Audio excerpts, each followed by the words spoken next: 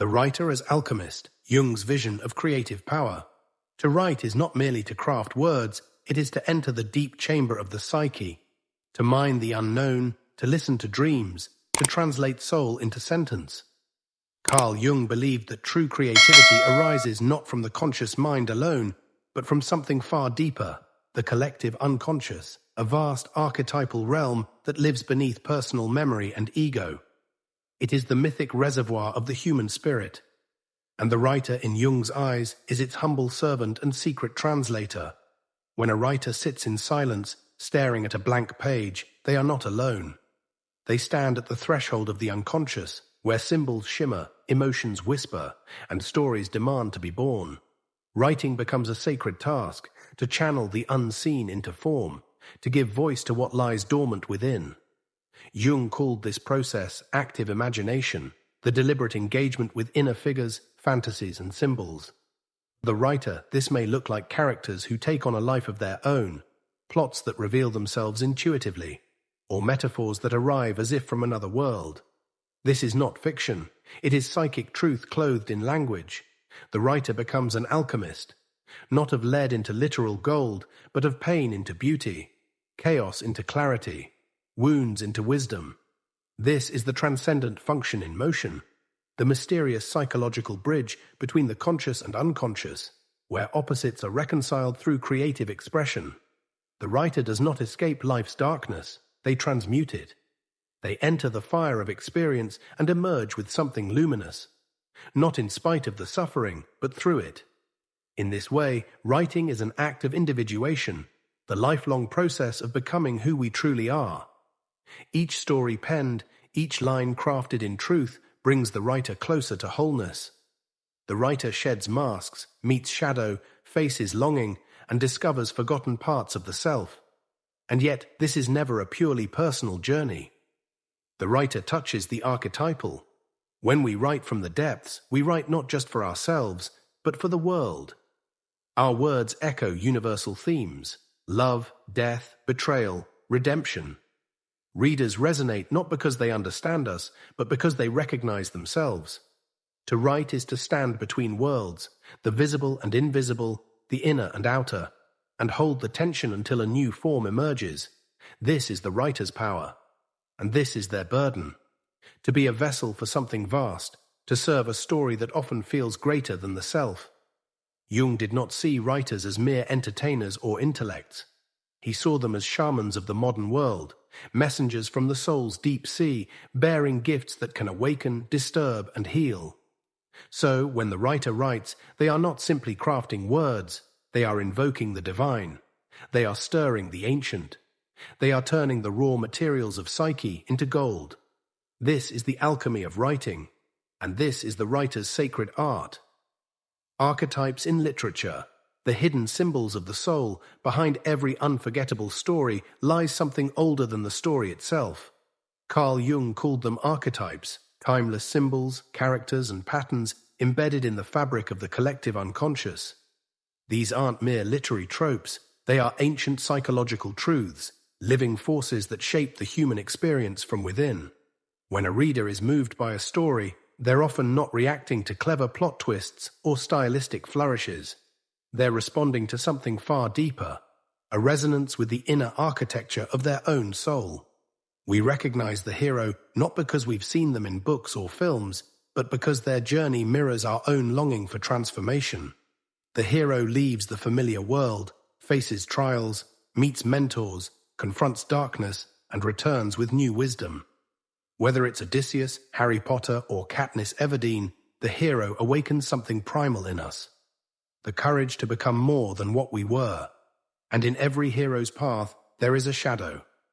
The hidden, feared, or rejected force that must be faced. Sometimes it is a villain, other times it is a flaw, a secret, or a wound. The shadow is not just the antagonist of the story, it is the unacknowledged side of the self. When writers give form to the shadow, they offer us the rare chance to confront our own darkness in symbolic safety. The wise old man appears when the path becomes unclear. The mentor who guides the soul. He may arrive as Dumbledore, Gandalf, or a quiet father figure whispering long-forgotten truths.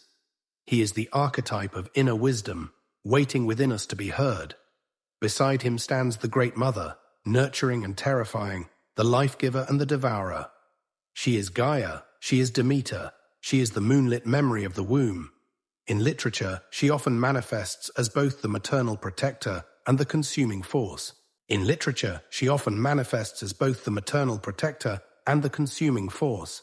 She reflects our deepest longing to be held and our deepest fear of being swallowed.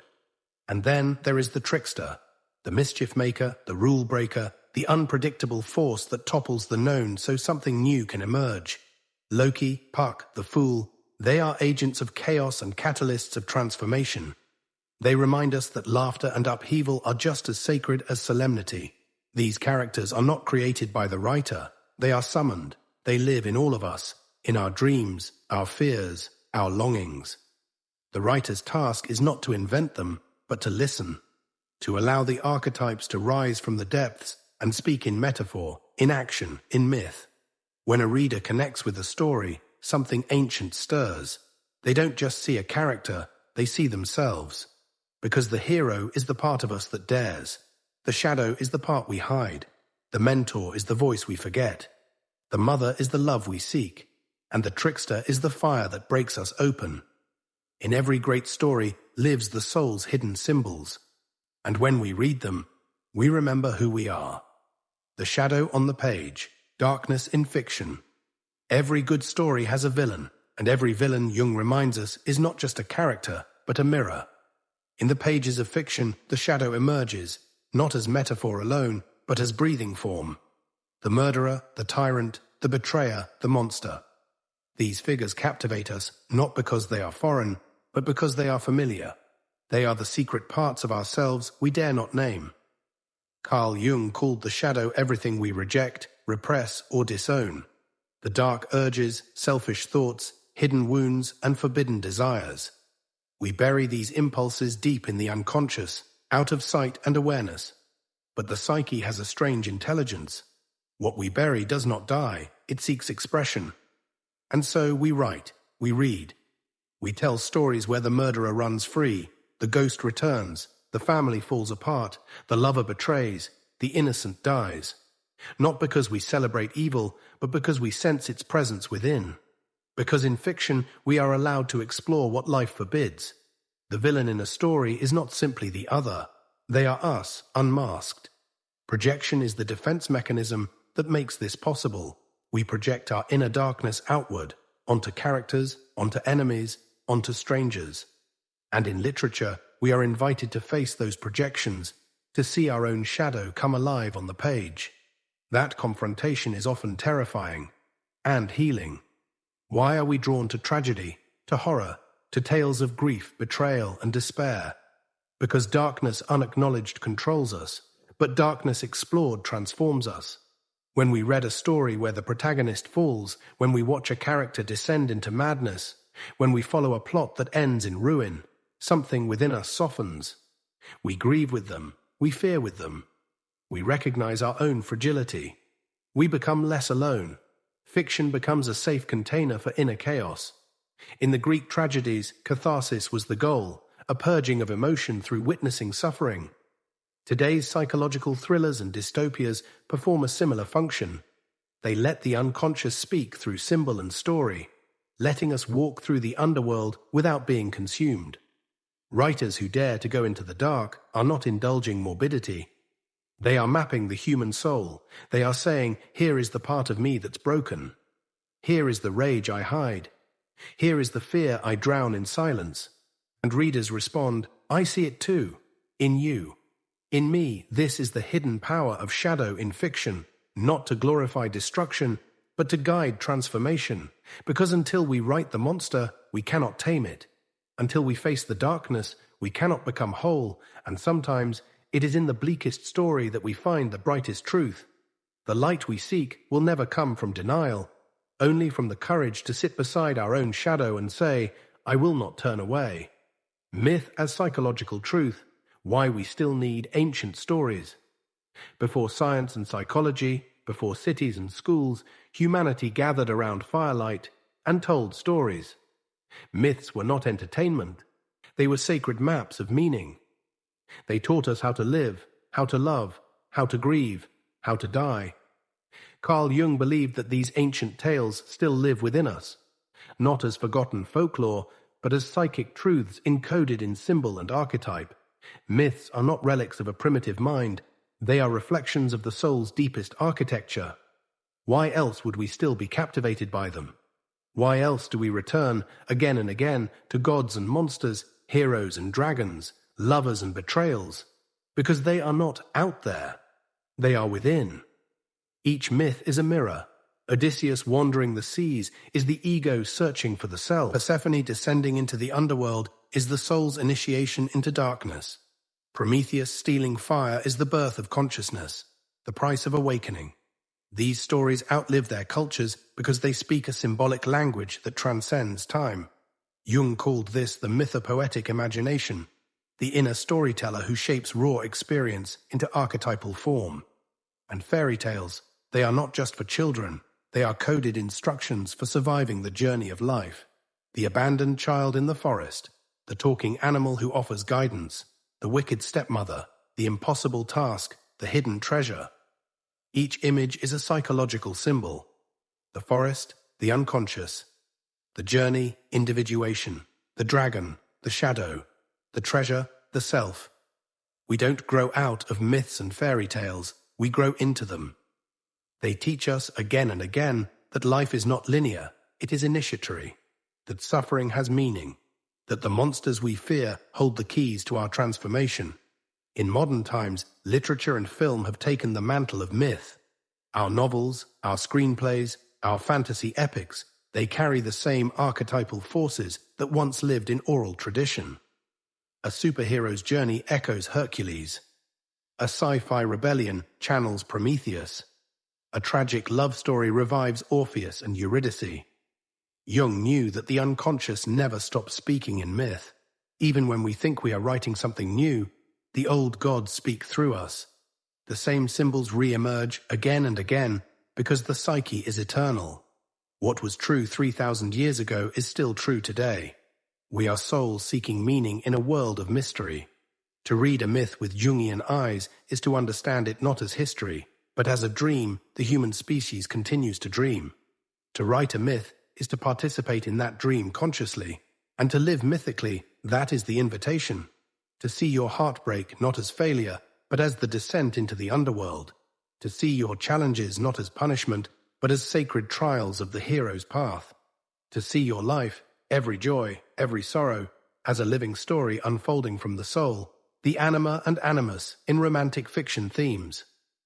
Gendered projections and inner love stories. Jungian concepts, anima, animus, projection, syzygy.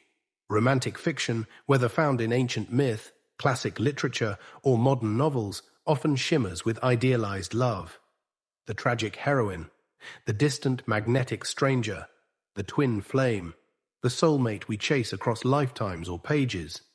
These stories captivate us not just because of their beauty or heartbreak, but because they mirror something deeply archetypal within the psyche. Carl Jung named these inner reflections anima and animus, the inner feminine in a man and the inner masculine in a woman. They are not merely gendered traits, but symbolic energies that inhabit the unconscious and shape how we perceive, desire, and love. In fiction, a man's anima may appear as the mysterious muse, the elusive woman he cannot possess but cannot forget.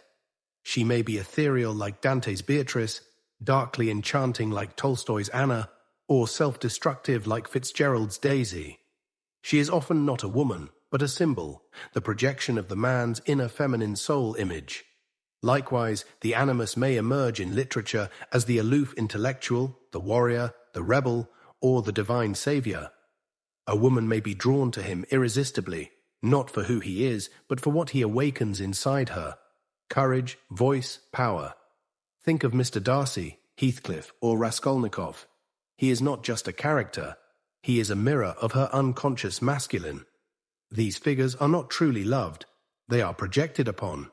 Jung warned that until we integrate our anima or animus, we will mistake inner longing for outer destiny. This is why so many romantic plots are steeped in fantasy, obsession, and unfulfilled desire. The lovers can never quite meet, never quite stay, because they are not relating soul to soul, but ego to projection. Love triangles in fiction often symbolize the conflict between the real and the imagined, the devoted partner versus the seductive stranger, the stable life versus the dangerous passion. At a deeper level, these stories reveal the psyche torn between ego comfort and soul evolution. Why do we return to these tales? Because they dramatize the inner alchemy of love, the psyche's longing for syzygy, the sacred union of opposites. True love, Jung said, begins not in fantasy, but in the collapse of projection. When we withdraw the anima or animus from the beloved and begin to see them clearly, only then can love mature into real intimacy rather than enchanted illusion. In fiction, this moment is often the twist, the betrayal, the awakening, the loss, when the beloved falls from the pedestal and something more human and more sacred begins. As readers and writers, we are not just consuming stories of romance, we are watching the unconscious dance of the inner lovers. We are witnessing the drama of the psyche searching for itself, and perhaps finding wholeness through the mirror of another. The hero's journey and individuation themes. The psychological map behind epic tales. Jungian concepts. Individuation, self, hero archetype. Every great story is, at its core, a mirror of the soul's journey. Long before the lights dim in the theatre or the first sentence of a novel catches our breath, the archetypal script has already begun. It is the call to adventure, the road of trials, the confrontation with the shadow, and the return transformed.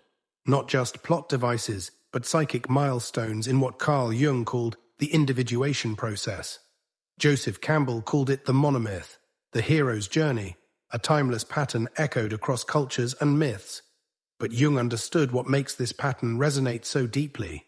It is not just the hero's tale, it is ours. The external voyage reflects an inner evolution, the self trying to become whole.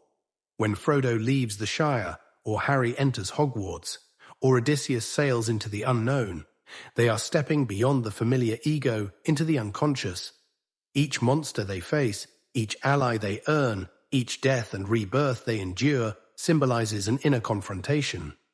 In Jung's terms, this is the ego's descent into the unconscious to reclaim the self, the totality of the psyche, both conscious and unconscious, known and unknown. The hero is not born whole, he is fractured. Innocence must give way to experience. Certainty must dissolve into doubt. There must be a descent into darkness, the underworld, the forest, the belly of the whale, where the shadow is faced. Here, the hero meets their opposite. Fear, temptation, failure, despair. But to reject the shadow is to remain incomplete. The journey only continues when the hero integrates what was disowned. Gandalf dies and returns. Luke loses his hand and learns his father is the enemy. Neo swallows the red pill and awakens. Each act of mythic fiction is a metaphor for psychological transformation. The hero doesn't just save the world, he finds himself. This journey is not about escaping life, but entering it more fully. And when the hero returns home, they do not return the same. They bring back the elixir, wisdom, healing, insight. This is the individuation process fulfilled. The self has emerged from the unconscious, not as perfection, but as integration. The opposites within, light and dark, feminine and masculine, order and chaos, are no longer at war. They dance. That is why we weep at the end of a great story, because something in us remembers. We recognize the path. We see our own longing to answer the call, to walk into the unknown, to face what haunts us, and to return not as we were, but as we truly are. The hero's journey is not just a tale to be read. It is the soul's blueprint, the self's great quest for wholeness. In every book we love, the self calls out to us, saying, "This too is your journey." Literature as dream, reading symbolically. Themes. Books as collective dreams. Jungian concepts, dream analysis, symbolism, complexes. Every novel, every poem, every mythic epic is a dream we share with the world. To read literature through the lens of Carl Jung is to wake up inside that dream and ask, what part of me is speaking here? What if the story isn't just entertainment, but a coded map of the unconscious, the psychic terrain of the soul laid out in ink and metaphor? Jung taught us to listen to dreams, not literally, but symbolically. In dreams, the stranger knocking at your door may be a forgotten part of yourself. The crumbling house may be the ego collapsing under pressure. The flying sensation, a longing for transcendence. In the same way, literature, when read symbolically, becomes a dreamscape where characters, places, and plots are not just narrative devices, but psychic symbols. They are fragments of the soul whispering their truth beneath the surface of the page. When we read with a symbolic eye, we cease asking what happens next and begin to wonder, what does this mean within me? A tyrannical king may be the oppressive superego, a wandering orphan, the lost inner child. A seductress may mirror the Anima, and a reckless adventurer, the raw masculine drive of the Animus. Each character becomes a complex, a splinter of psychic energy orbiting the self. Take Gregor Samsa in Kafka's The Metamorphosis. Is he just a man-turned insect? Or is he the personified shame of the unloved self, trapped by familial obligation and societal rejection? Or consider Holden Caulfield in The Catcher in the Rye. Is he a teenager in crisis, or the voice of the wounded adolescent psyche railing against a soulless culture? When read symbolically, literature stops being about them and becomes about us. Jung believed that novels and dreams originate from the same place, the collective unconscious, that deep sea of images, myths, fears and longings, common to all humanity. Writers become dreamers for the culture, giving voice to what the conscious world cannot yet articulate. They do not just tell stories, they midwife psychic revelation. This is why certain stories outlast time, why ancient myths still feel eerily relevant, why fairy tales still speak to our children's souls, and why modern novels, when read symbolically, awaken long-dormant parts of us. Because they are not just stories, they are dreams of the soul, shaped by language, waiting to be interpreted by the heart. To read symbolically is to engage literature like a mirror, not to escape the world, but to return to it deeper, wiser, and more whole. Because in every book, a dream waits to be remembered, and in every dream, a self waits to be seen. And when we learn to read this way, we no longer ask, is this fiction? We ask, what is this teaching me about the truth within? The writer's shadow, madness, genius, and the abyss themes. The artist's descent into the unconscious Jungian concepts. Shadow integration. The wounded healer, the daimonic, to write is to descend. Not into language, but into the soul's underworld, where chaos breathes, where the past festers, and where the unloved self waits. Every great writer knows the seductive pull of the abyss. The words we craft are not merely clever arrangements of thought. They are cries, confessions, alchemy born of suffering. Carl Jung called this confrontation the meeting with the shadow, those aspects of the psyche we repress, deny, and exile. And the writer, more than most, dances with this darkness. For some, creativity is a daemon, divine and destructive. It blesses us with vision, but often drags us to the edge of madness. History remembers the tormented scribe, Sylvia Plath, David Foster Wallace, Virginia Woolf, artists who wrote not just in spite of their wounds, but because of them. They felt more, saw deeper, and often broke beneath the weight of what they bore. Genius and madness are twins, Jung might say, both born from the same primal fire. Why does the writer suffer? Because to write honestly is to bleed on the page, to unearth family ghosts, to hold our own hypocrisy up to the light. Writing becomes self-surgery, an effort to heal by revealing. It is the paradox of the wounded healer. In giving language to the pain, we offer balm to both ourselves and others. Yet the descent is not always tragic. The very act of naming the dark gives it form, and form gives us power. What Jung called shadow integration becomes a kind of salvation. When we meet our monsters, we also discover our hidden vitality. Rage births poetry. Grief becomes story. Despair finds meaning. The writer walks a narrow bridge between madness and meaning, between breakdown and breakthrough. Not all make it across. but those who do return with fire in their hands and gold in their soul.